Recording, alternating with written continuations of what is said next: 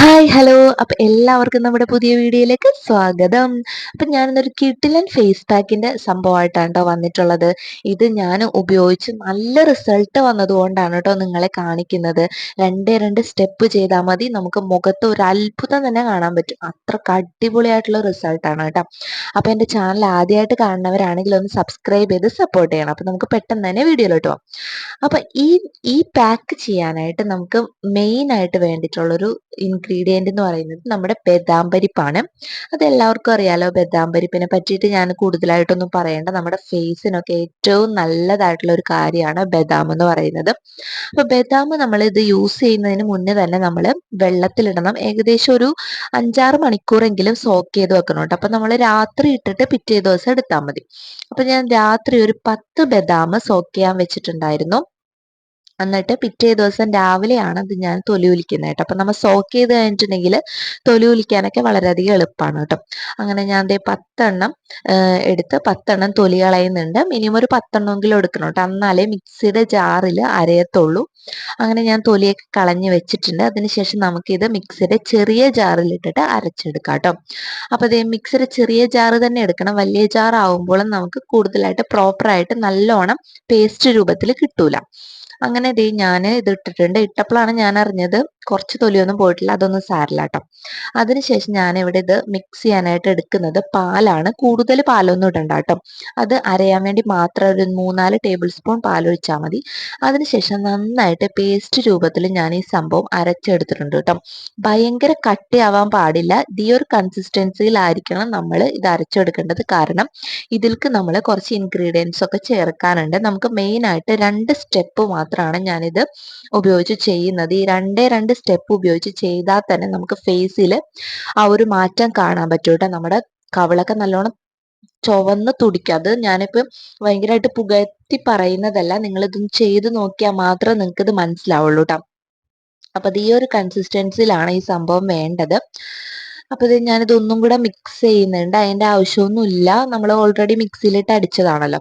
അപ്പൊ ഞാനിത് ഫേസിൽ അപ്ലൈ ചെയ്യുന്നതിന് മുന്നേ തന്നെ ഫേസ് നന്നായിട്ടൊന്ന് ഫേസ് വാഷ് ഒക്കെ ഉപയോഗിച്ചിട്ട് കഴുകിയിട്ടുണ്ട് കേട്ടോ. ജസ്റ്റ് ഒരു വെള്ളം ഉപയോഗിച്ചെങ്കിൽ നമ്മളൊന്ന് ഫേസ് വൃത്തിയായി കഴുകണം. എന്നാലും നമ്മൾ എന്ത് ഫേസ് പാക്ക് ഉപയോഗിച്ചാലും നമുക്ക് അതിന്റെ റിസൾട്ട് കിട്ടുള്ളൂ കേട്ടോ. അപ്പൊ എന്റെ ബാക്കിൽ സുക്രുമണി ഉണ്ട്, എന്റെ മോൻ. അപ്പൊ അവനും കൂടിയിട്ടുള്ള വീഡിയോ ആണ് കേട്ടോ ഇത്. അങ്ങനെ എന്ത് ചെയ്തു, ഈ നമ്മൾ തയ്യാറാക്കി വെച്ചിരിക്കുന്ന ഈ ഒരു മിശ്രിതത്തിന്റെ പകുതി നമ്മൾ ഒരു പാത്രത്തിലോട്ട് മാറ്റാട്ടെ. നമുക്ക് 2 സ്റ്റെപ്പാണെന്ന് പറഞ്ഞില്ല, അപ്പൊ മറ്റേ പകുതി നമുക്ക് മറ്റേ സ്റ്റെപ്പിന് ഉപയോഗിക്കാം. അതിനുശേഷം ഒരു ക്ലെൻസ് ചെയ്യാൻ വേണ്ടിയിട്ട് ഞാൻ ഈ ഒരു ഇതിലേക്ക് പുളിയില്ലാത്തൊരു തൈരാണ് ട്ടോ എടുക്കുന്നത്. ഞാനിവിടെ മിൽക്കി മിസ്റ്റിന്റെ തൈരാണ്. നല്ല കട്ടിയുള്ള പുളിയില്ലാത്ത തൈര് എടുക്കുന്നതായിരിക്കും കേട്ടോ നല്ലത്. പുളിയുള്ള തൈര് നമ്മുടെ ഫേസിന് അത്ര നല്ലതല്ല എന്ന് പറയുന്നു. അപ്പോൾ കഴിവതും നമ്മൾ പുളിയില്ലാത്ത തൈര് എടുക്കാൻ ശ്രമിക്കുക കേട്ടോ. അങ്ങനെ ദേ ഞാനിത് നല്ലോണം മിക്സ് ചെയ്യുന്നുണ്ട്. അതിനുശേഷം ഞാൻ ഫേസിൽക്ക് അപ്ലൈ ചെയ്യുന്നുണ്ട് കേട്ടോ.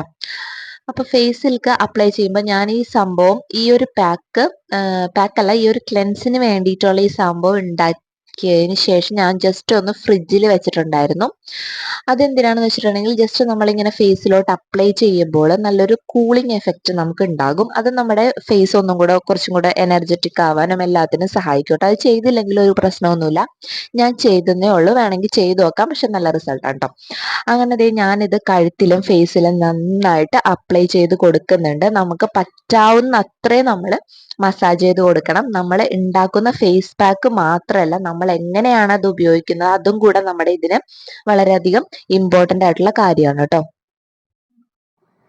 അങ്ങനെ ദേ ഞാൻ ഈ സംഭവം നന്നായിട്ട് മസാജ് ചെയ്തിട്ടുണ്ട്. നമ്മളൊരു 10 മിനിറ്റ് വെച്ചാൽ മതി, 5-10 മിനിറ്റ് വെച്ചാൽ മതി കേട്ടോ.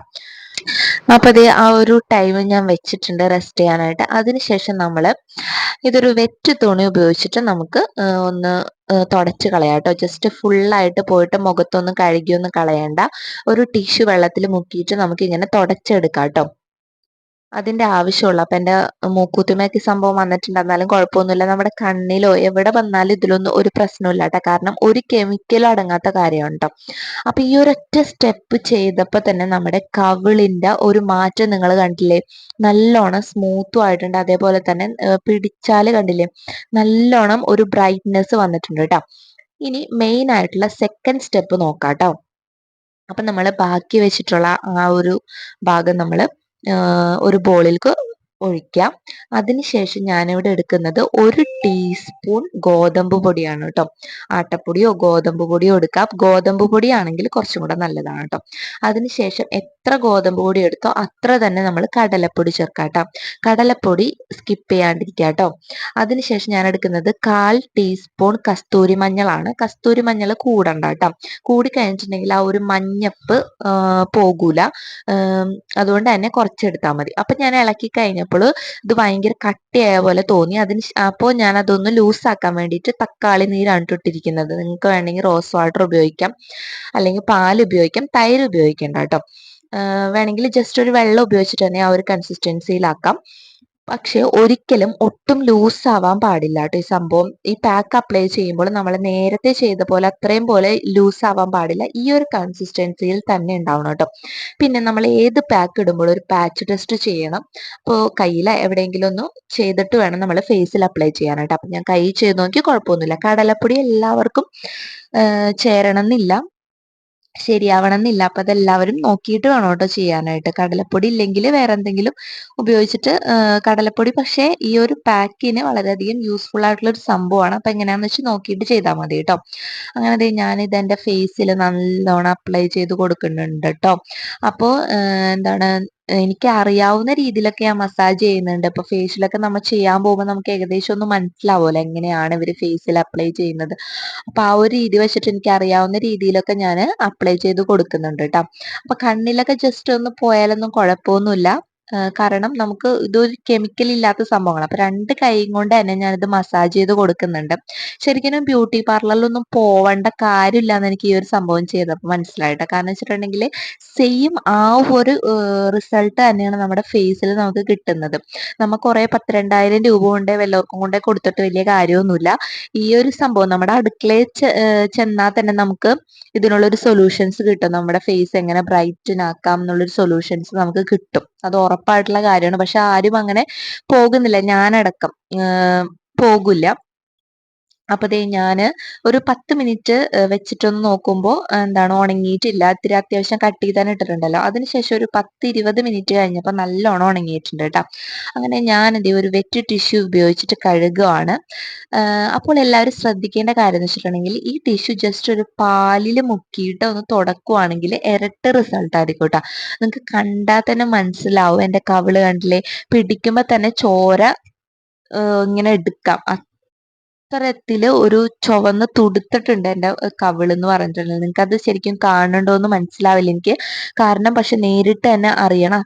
അത്രക്ക് നല്ലൊരു റിസൾട്ട് ആയിരുന്നു കേട്ടോ. ശരിക്കും ഞാൻ ആ ടിഷ്യൂ കൊണ്ട് തുടച്ചെടുത്തപ്പോളില്ലേ, ഞാൻ സത്യത്തിൽ ഞെട്ടി.